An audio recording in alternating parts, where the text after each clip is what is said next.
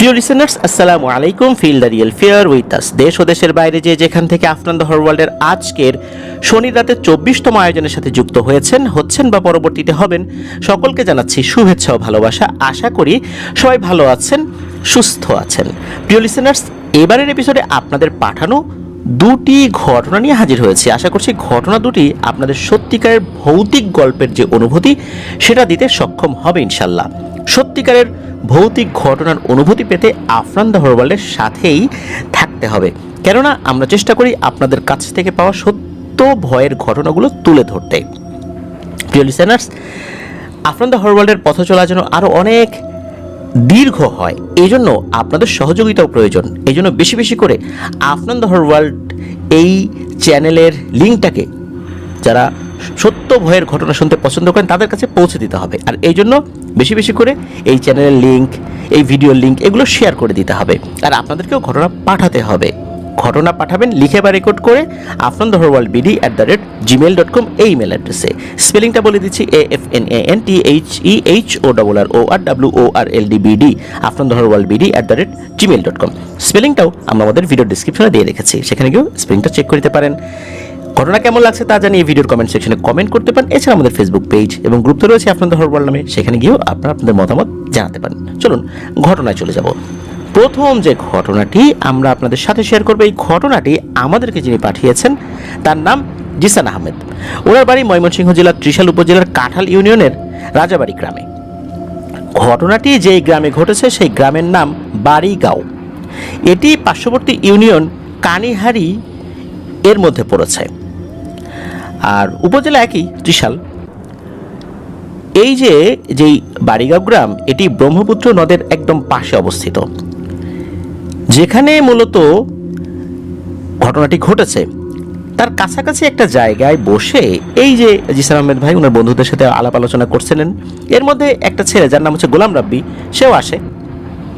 তো সে এসে দেখলো যে ভয়ের ঘটনা নিয়ে ওনারা আলোচনা করছেন, Afnan the Har world YouTube channel নিয়ে আলোচনা করছেন। তো সেও যখন এই বিষয়টা জানতে পারলো, তখন সে বলল তার জানা একটি ঘটনা রয়েছে যেটা এখানেই ঘটেছিল। তখন সে ঘটনাটি শেয়ার করে। সে জানায় ঘটনাটি ঘটেছিল 2020 সালের দিকে। তো ওই গ্রামে আরেকটি পরিবার রয়েছে। তো সেই পরিবারে বেশ কয়েকজন ভাই রয়েছে। এর মধ্যে একজন ভাই যার নাম হচ্ছে জুয়েল, তার ছোট আরও দুইজন ভাই রয়েছে। সেই দুইজন ভাইয়ের কথা অবশ্য সেই রাব্বি ভাই বলতে পারেন নাই। আর জুয়েলের ইমিডিয়েট বড় ভাইয়ের নাম হচ্ছে সোহেল। তো নদীর পাড়ে বাড়ি হওয়ার কারণে ভাইয়েরা মিলে সবসময় মাছ ধরতে খুব পছন্দ করতেন। তো এই যে জুয়েল, সে তার ইমিডিয়েট ছোট দুই ভাইকে নিয়ে মাছ ধরতে এসেছে। তো ওই সময় কিন্তু এই যে রাব্বি ভাই যিনি, উনি স্থানীয় একটি প্রাইমারি স্কুলে ক্লাস 4-এ পড়তেন।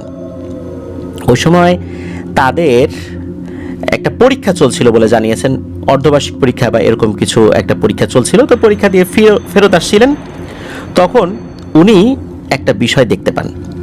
তো তারপরের ঘটনা তো এখন উপস্থাপন করব। তো এই যে জুয়েল, এই জুয়েল দুই ভাইকে নিয়ে মাছ ধরতে এসেছেন।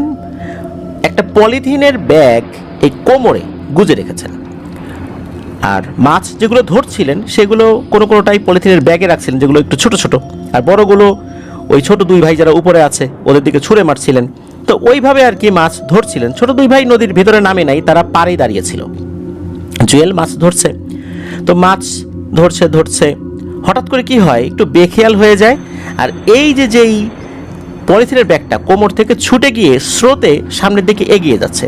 ওই সময় নদীতে স্রোত ছিল, অনেক স্রোত ছিল, বিষয়টা এরকম না, হালকা স্রোত ছিল। কিন্তু হালকা স্রোতেও কিন্তু এই যেই পলিথিন ব্যাগটা, এটা তো আস্তে আস্তে অন্যদিকে চলে যাচ্ছে বা স্রোতের দিকে চলে যাচ্ছে।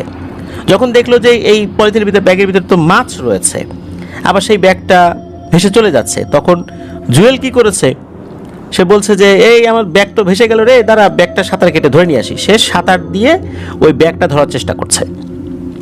তো ব্যাগের একদম কাছাকাছিও চলে এসেছে। ওই সময়ে আর একটা ঘটনা ঘটে, সেটা হচ্ছে এই যে পাড়ে দাঁড়ানো যেই দুই ভাই, তারা কোনো এক কারণে হঠাৎ করে নদীর ভেতরে পড়ে যাচ্ছিল। ওইখানে মফিজউদ্দিন নামক একজন বয়স্ক ভদ্রলোক ছিলেন স্থানীয়, উনি আবার এটা দেখে ফেলেন। উনি এটাও দেখেন যে ওই যে জুয়েল, সে কেটে কেটে যাচ্ছে, সে পলিথিনের ব্যাগটা প্রায় ধরেও ফেলেছে। আর ওই সময় এই দুই ভাই কোনো এক অজানা কারণে নদীর ভিতর পড়ে যাচ্ছিল, উনি আবার লাফ দিয়ে এই দুইজনকে ধরে ফেলেছেন।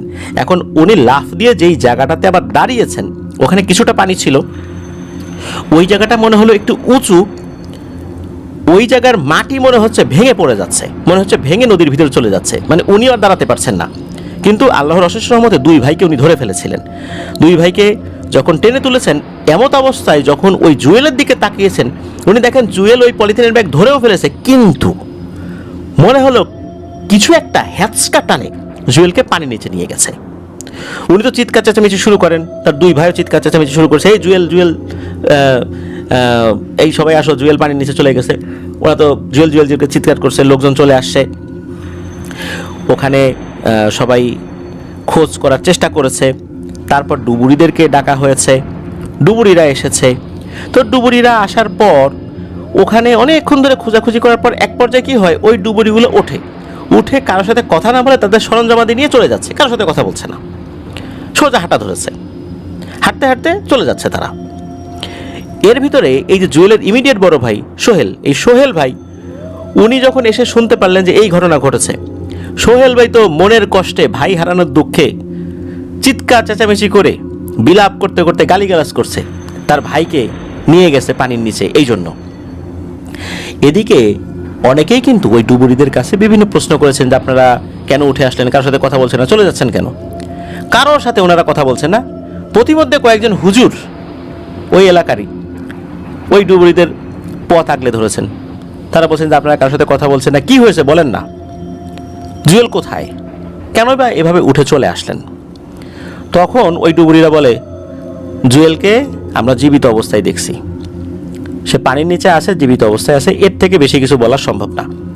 এই বলেই ওনারা চলে যান, আর কোনো উত্তর দেন নাই। তখন ওই হুজুররা যা বোঝার বুঝে যান যে জুয়েল পানির নিচে আছে, নিশ্চয়ই পানির কোনো দেও তাকে ধরে নিয়ে গেছে। এমত অবস্থায় এলাকায় তো ছড়িয়ে পড়ে ব্যাপারটা, জুয়েলকে পানির নিচের দেও অর্থাৎ পানির দেও ধরে নিয়ে গেছে। এখন এই অবস্থা থেকে উত্তরণ ঘটানোর মতো ওই রকমের কোনো অভিজ্ঞ লোক বা আলেম আশেপাশে আসলে ওই সময় খোঁজ করে পাওয়া যাচ্ছিল না। পরের দিন ঠিক দুপুরবেলা জুয়েলকে পাওয়া যায়, তবে জীবিত না, মৃত অবস্থায়। জুয়েলের লাশ ভেসে ওঠে। পুরো একটা দিন অর্থাৎ 24 ঘন্টা বা তারও কিছুটা বেশি সময় জুয়েল পানির নিচে ছিল, অথচ তাকে দেখে মনে হচ্ছে সে মাত্র পানির নিচ থেকে ভেসে উঠেছে, সে মাত্রই ডুব দিয়েছিল, মাত্রই ভেসে উঠেছে। তার নাক দিয়ে তখনও তাজা রক্ত গড়িয়ে পড়ছিল, মনে হচ্ছিল যে ওকে মাত্রই মেরে ফেলা হয়েছে, অথচ সে 24 ঘন্টারও বেশি সময় পানির নিচে ছিল। জুয়েলকে নিয়ে যাওয়া হয়, দাফন কাফন করা হয়। ঘটনা আপাতত দৃষ্টিতে মনে হতে পারে এখানেই শেষ, না, এখানেই শেষ না। সাল 2022, তখন এই জায়গাটা বেশ সুন্দর হয়েছিল, অর্থাৎ এই যে ময়মনসিংহ গফরগাঁও যে রাস্তাটা, মানে ময়মনসিংহ থেকে গফরগাঁও উপজেলা যাওয়ার যে রাস্তাটা, এই রাস্তার পাশেই মূলত একটা জায়গা যেটাকে মানুষের মুখে মিনি কক্সবাজার হিসাবে শোনা যেত ওই সময়, 2022 সালের কথা বলছি। ওখানে কংক্রিটের স্ল্যাবগুলো বসানো হয়েছিল, অর্থাৎ ব্লকগুলো বসানো হয়েছিল, নদী শাসন করা হয়েছিল কিছুটা, খুব সুন্দর পরিবেশটা ছিল এখানে। 2020-এর পরে 2022 সাল আর কি। তখন অনেক মানুষ বিকালবেলা ওইখানে এসে বসতো, নদীর বাতাস খেত, গল্পগুজব করত। আশেপাশের পৌরসভা থেকেও বা আশেপাশের উপজেলা থেকেও লোকজন আসতো, বিভিন্ন লোকজন আসতো আর কি। তো ত্রিশাল পৌরসভার ভেতরে বাড়ি একটা ছেলে, সে কয়েকজন বন্ধুর সাথে ওখানে আসে, দুপুরের দিকেই আসে।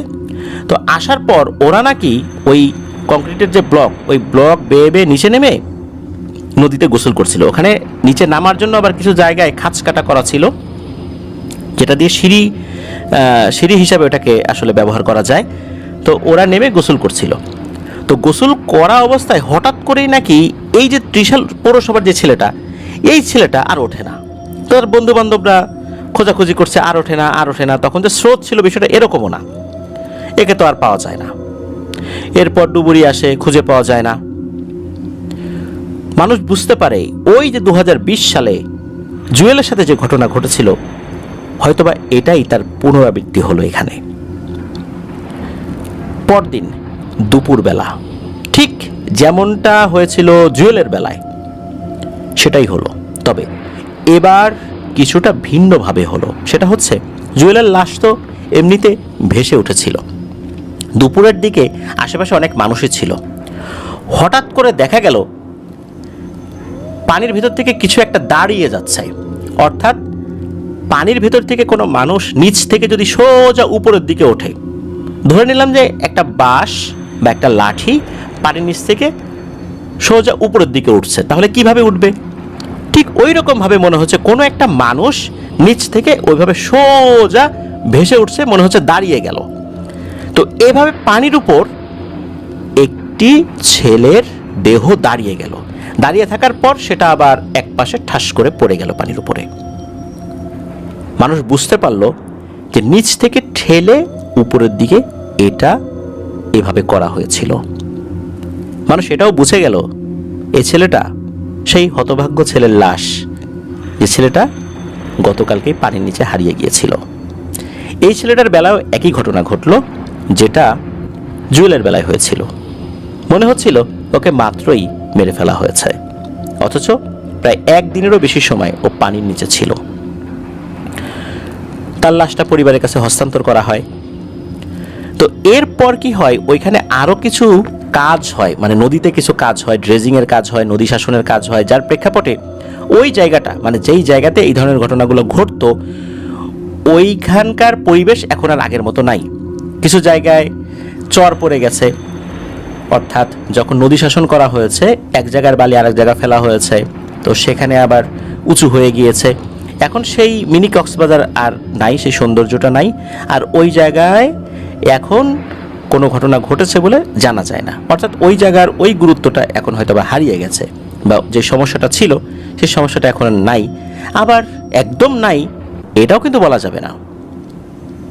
2020 সালে ঘটেছে, 2022 সালে ঘটেছে, 2025 সালে এসে যে ঘটবে না, আমাদের পরিচিত কারোর সাথেও যে এটা হবে না, এটা আমরা বলতে পারি না।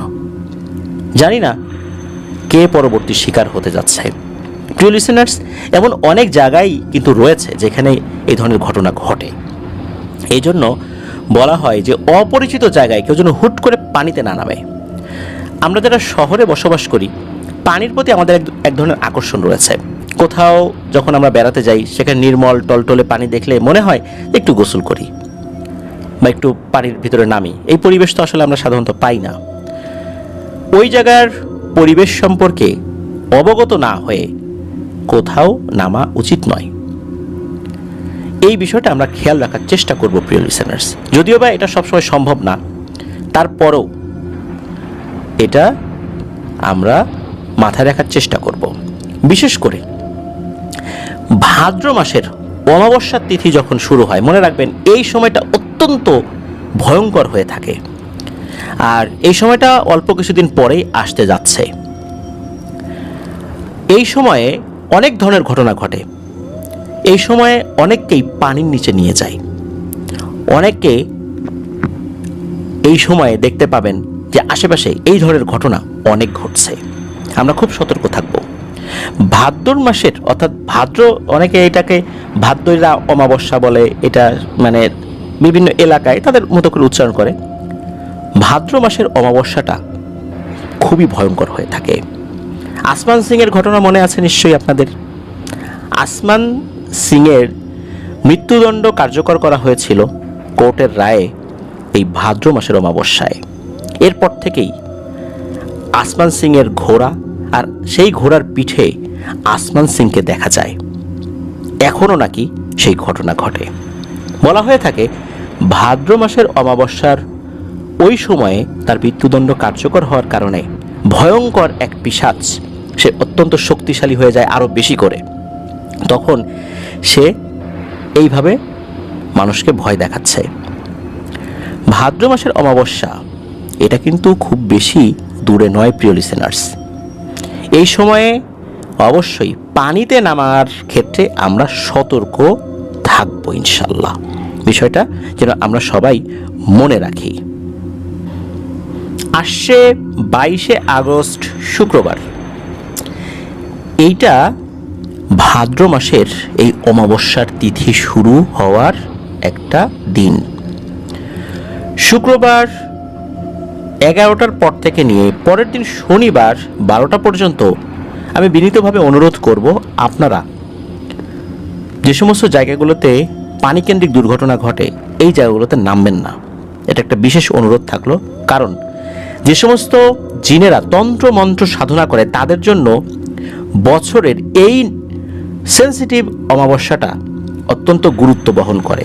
এই সময়ে তারা যদি কাউকে এভাবে অপমৃত্যু ঘটাতে পারে কারোর জন্য, তাহলে সেটা ওই জিনের জন্য একটা শক্তি বৃদ্ধির কারণ হয়ে দাঁড়ায়। এটা আমরা খেয়াল রাখবো প্রিয় লিসেনার্স।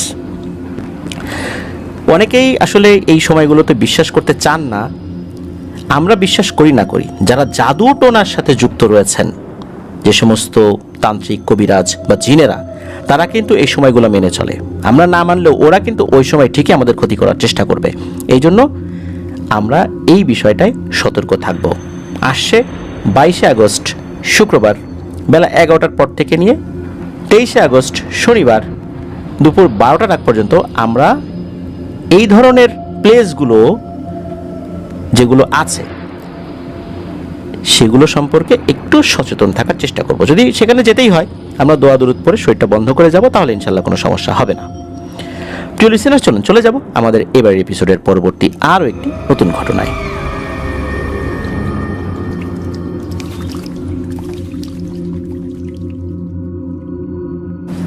ফিরে এলাম প্রিয় লিসেনার্স আমাদের এবারে শনি রাতে 24তম আয়োজনের দ্বিতীয় এবং শেষ ঘটনায়। এখন যে ঘটনাটি আপনাদের সাথে শেয়ার করবে, এই ঘটনাটি আমাদেরকে যিনি পাঠিয়েছেন ওনার নাম জান্নাতুর রহমান। ওনার বর্তমান ঠিকানা যশোরের নিউ মার্কেট এরিয়াতে। মূলত উনি এই ঘটনাটি শুনতে পেয়েছিলেন ওনার ফুফাতো ননদের কাছ থেকে, যার নাম হচ্ছে পাপড়ি। এই পাপড়ি আপা যে ঘটনাটি বর্ণনা করেছেন, এই ঘটনাটি মূলত ঘটেছিল 2013 কি 14 সালের দিকে। এই পাপড়ি আপার খুব কাছের একজন বান্ধবী, যার নাম হচ্ছে ঝর্ণা। এই ঝর্ণা আপার বাড়ি হচ্ছে যশোর জেলার সদর উপজেলার চূড়ামনকাটি ইউনিয়নের চূড়ামনকাটি গ্রামে। ঘটনাটি মূলত এই ঝর্ণা আপার সাথে ঘটে যাওয়া। তো চলুন ঘটনায় চলে যাই। এই ঝর্ণা আপা এবং পাপড়ি আপা এই দুইজনই রাজ্জাক কলেজে লেখাপড়া করতেন, যশোরের একটি কলেজ। ঝর্ণা আপা থাকতেন ওই কলেজেরই হোস্টেলে। ওনারা দুপুরের পরে মানে পরন্ত বিকেলের দিকে কোচিং করে যে যার জায়গায় চলে যেতেন। তো কোচিং করতে যখন গিয়েছেন, হঠাৎ করে এই পাপড়ি আপা খেয়াল করলেন এই ঝর্ণা আপার ফোনে একটা কল এসেছে। তো ঝর্ণা আপা যখন ফোনটা রিসিভ করেছেন, এরপরই তার মুখ চোখ খুব কালো হয়ে গেছে, মনে হচ্ছে খুব বিষাদের ছায়া তার চেহারার উপর নেমে এসেছে। তো এই দৃশ্য দেখে পাপড়ি আপা জিজ্ঞেস করলেন, কি রে ঝর্ণা, কি হয়েছে, মনটা খারাপ কেন? তখন এই ঝর্ণা আপা বললেন, আমাকে এক্ষুনি চলে যেতে হবে, আমার মা খুব অসুস্থ, আমার বাবা ফোন করেছিল। তখন এই পাপড়ি আপা বললেন যে, তুই এখন বাড়িতে যাবি? তোকে তো এখান থেকে আগে হোস্টেলে যেতে হবে, ব্যাগ গোছাতে হবে, তারপর তুই বাড়িতে যাবি। তোর বাড়িতে যেতে যেতে তো রাত হয়ে যাবে, তখন কোনো একটা সমস্যা হতে পারে, তো এই সময়ে না গেলে হয় না। তখন ঝর্ণা আপা বললেন যে, না, আমাকে যেতেই হবে, আমার আম্মাকে তো দেখাশোনা করতে হবে। তো আব্বা কি করবেন, উনি ভ্যান পাঠিয়ে দেবেন, আমি বাস থেকে নেমে ওই ভ্যানেই বাসায় চলে যাব। তো আসলে বেশি কথা বলার সুযোগ ছিল না। ঝর্ণা আপা খুব দ্রুতই কোচিং থেকে বের হয়ে যান। উনি হোস্টেলে গিয়ে ব্যাগটা গুছিয়ে উনি বাসে ওঠেন। উনি যখন বাসে উঠেছেন তখন মোটামুটি মাগরিবের আজান দিয়ে দিয়েছে। আর উনি যখন ওই চূড়ামনকাটি ইউনিয়নে গিয়েছেন তখন রাত 9টার মতো বাজে, এমন একটা সময় আর কি। তো যেখানে আসলে ভ্যান থাকার কথা ওখানে কোনো ভ্যান নেই। কথা ছিল যে একজনকে পাঠাবেন, সেই একজনকেও এই ঝর্ণা আপা চিনতেন। কারণ ওনার বাবা বলে দিয়েছিলেন যে ওই লোককেই পাঠাবেন এবং ওই লোকের ভ্যানেই যেন ঝর্ণা আপা আসেন, অন্য কোনো ভ্যানে যেন উনি না ওঠেন, যেহেতু রাত হয়ে গেছে, মেয়ে মানুষ, কোনো একটা সমস্যা হতেই পারে। এই কারণে ঝর্ণা আপা অপেক্ষা করছেন যে কখন ওই বয়স্ক ভদ্রলোক আসবেন, ওই ভ্যানওয়ালা চাচা আসবেন।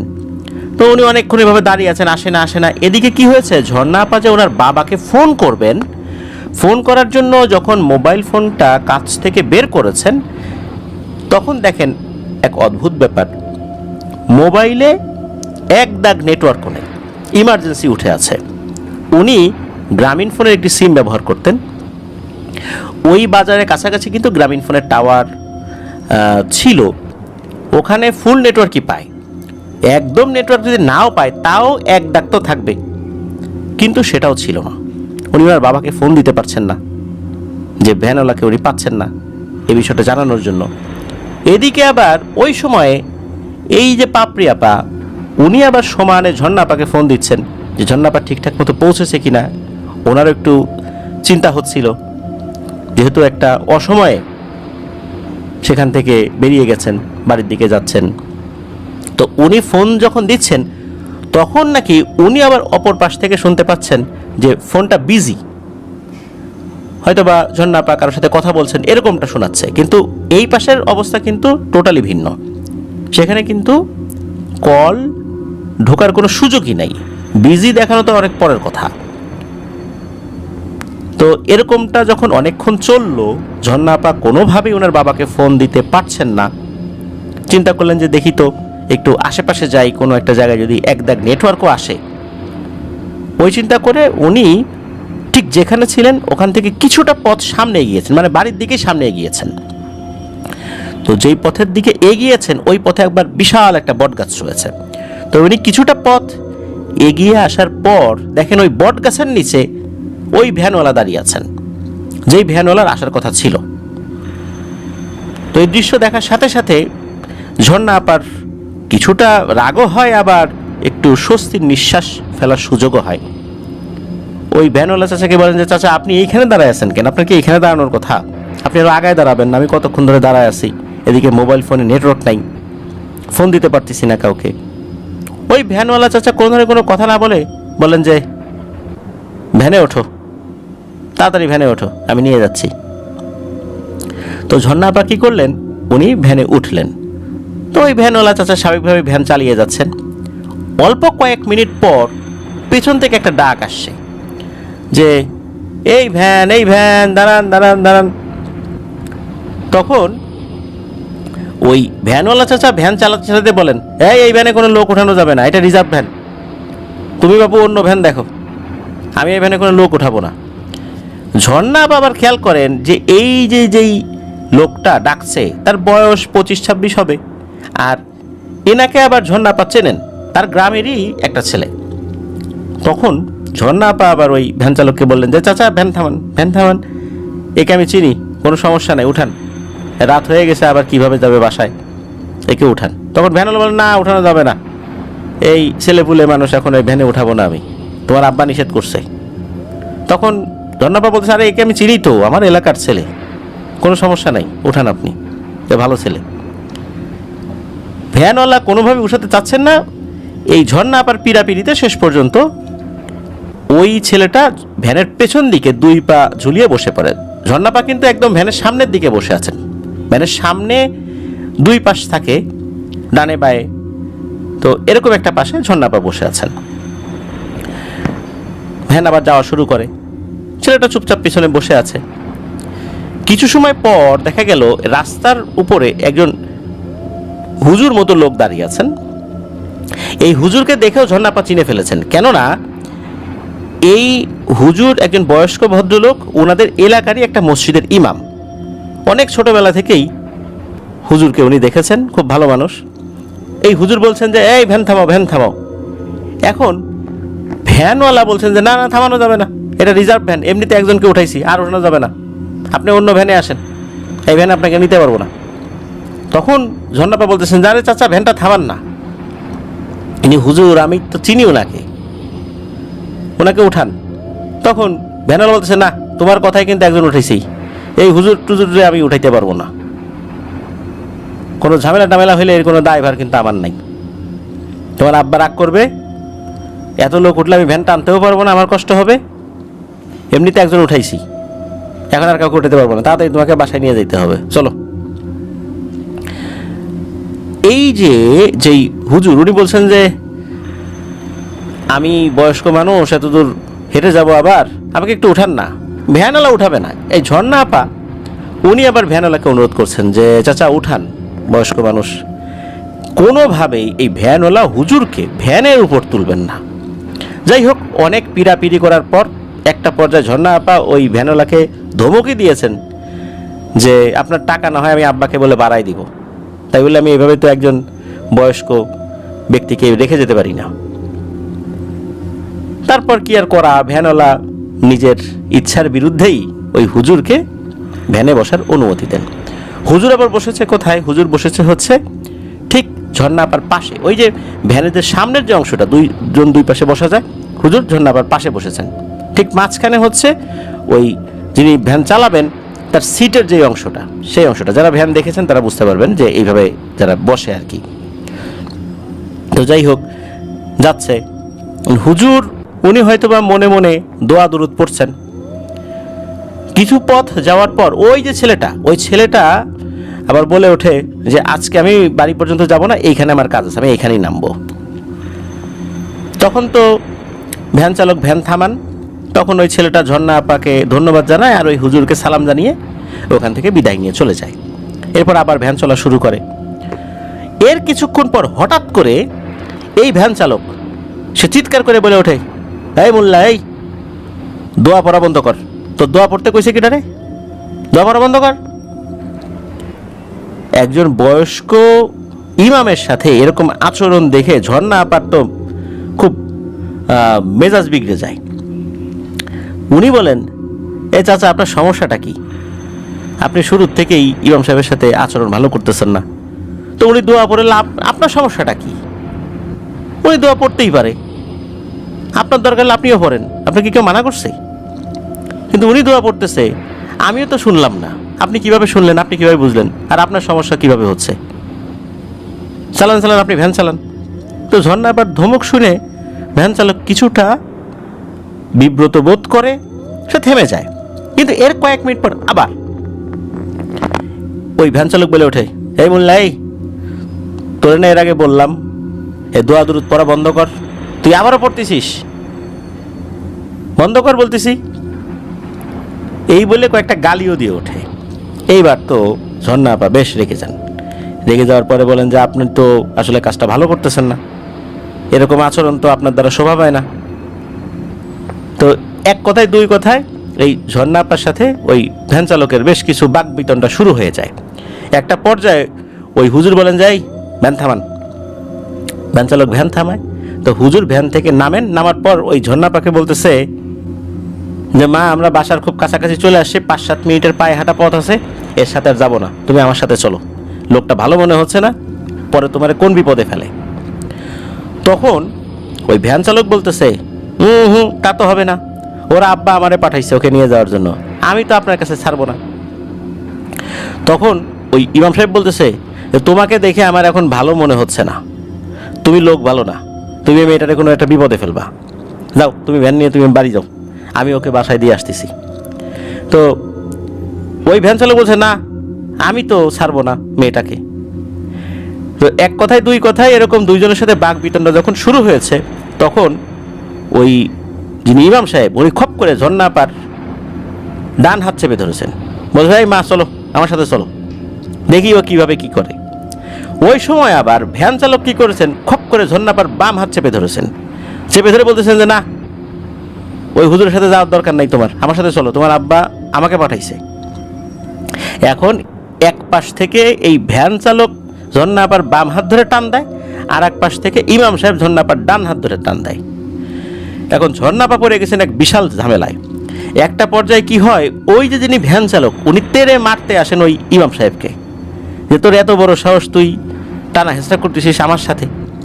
যখনই নাকি ওই ভ্যান চালক ইমাম সাহেবকে আসলে শুধু টাচ করেছে, মানে আঘাতও করে শুধু টাচ করেছে, ইমাম সাহেব মনে হলো যে কারেন্টের ভয়ঙ্কর এক শক খেয়ে 15 থেকে 20 হাত দূরে গিয়ে ছিটকে পড়ল। এই দৃশ্য দেখার সাথে সাথে ঝর্ণা আপা খুব ভয় পেয়ে যান যে হ্যাঁ হ্যাঁ একটা বয়স্ক মানুষ এইভাবে ছিটকে পড়লেন, বড় ধরনের একটা দুর্ঘটনা ঘটবে। উনি প্রচণ্ড শক্তি দিয়ে ওনার যে অন্য হাতটা ভ্যান চালকের হাত থেকে ছুটিয়ে নিয়ে ওই ইমাম সাহেবের দিকে দৌড় দিয়ে চলে গেছেন। গিয়ে দেখলেন যে ইমাম সাহেবের অবস্থা খুব বেশি ভালো না, খুব ব্যথা পেয়েছেন আর কি, ব্যথায় কাতরাচ্ছেন। তখন এই ঝর্ণা আপা কি করছে, আমার পিছন দিকে তাকাইছেন ওই ভ্যান চালক আর ভ্যান কি অবস্থা এটা দেখার জন্য। মানে হয়তো ভ্যান চালককে ডাকবেন যে আপনি আসেন, তাকে উঠান। তাকিয়ে দেখেন এক অদ্ভুত দৃশ্য, ওই ভ্যান চালকও নাই, ভ্যানও নাই। তো এইটা যখন দেখছেন ওই জায়গায় আবার ঝর্ণা আপা সেন্সলেস হয়ে গেছেন। তখন হুজুর কি করছেন, হুজুর আবার ওই রাস্তার পাশে ছিল একটা খালের মতো, সেখান থেকে কিছুটা পানি 2 হাতে উঠিয়ে এনে ঝর্ণা আপার মুখের উপর ছিটা দিয়ে তার জ্ঞান ফিরিয়েছেন। জ্ঞান ফেরানোর পর উনি বলেছেন যে, অর্থাৎ হুজুর বলেছেন যে মারে তুমি তো আজকে একটা বড় বিপদের হাত থেকে বেঁচে গেছে, আমি নিজেও তো বুঝতে পারি না এই যে ঘটনাটা কি। যখনই ও দোয়া দুরুদ বিষয়টা ভালোভাবে নেয় নাই, আর দোয়া দুরুদ পড়তেছিলাম আমি মনে মনে, ও বুঝলো কিভাবে, আমি তো জোরেও পড়ি নাই।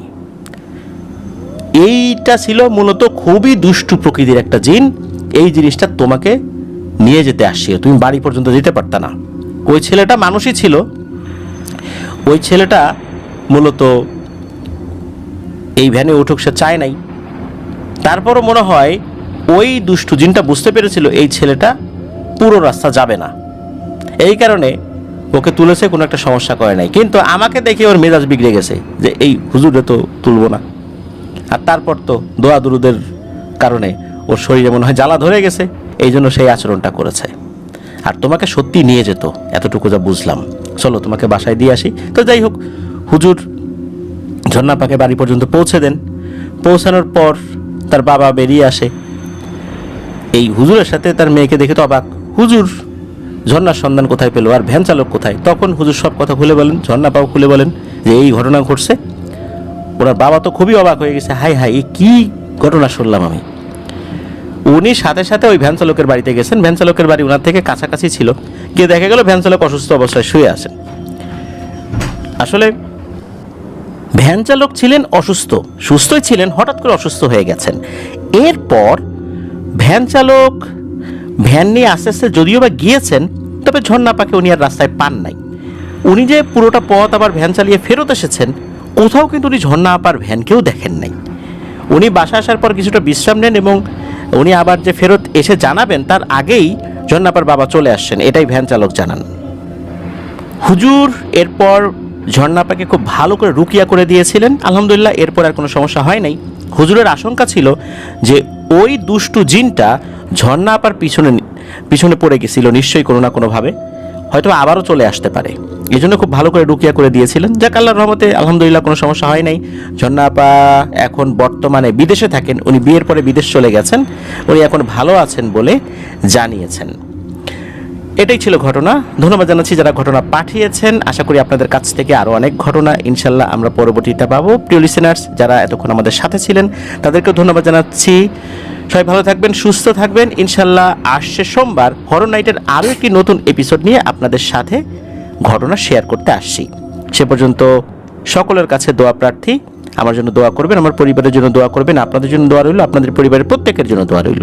মহান আল্লাহ সুবহানাহু ওয়া তাআলা আমাদেরকে ভালো রাখুন, সুস্থ রাখুন, নিরাপদে রাখুন। আপনার